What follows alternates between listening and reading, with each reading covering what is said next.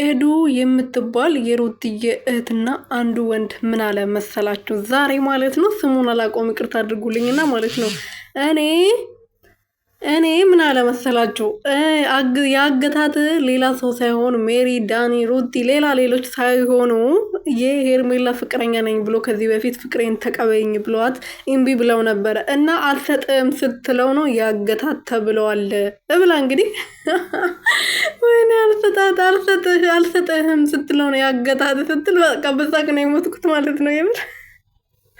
ወይኔ ለማለው ለምትወደው ወይም ደግሞ ለልጇ አባት አልሰጥም ብላ እዚህ ባለትዳር ለሆነው ወንድ ካልሰጠው ሞቼ ይገኛሉ ትላለች።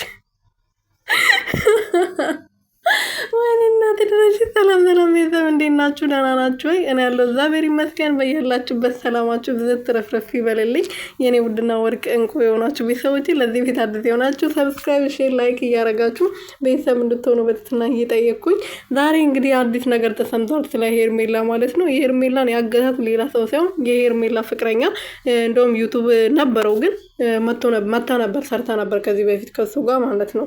እና እሱ ነው ያገታት ከኔ ጋር ሁኚ ስጭኝ ስላት አልሰጥም ብላ ነው ያገታት ብለዋል። እንግዲህ እኔ ሰምቼ ነው አላየሁም ስትሰጠው ማለት ነው።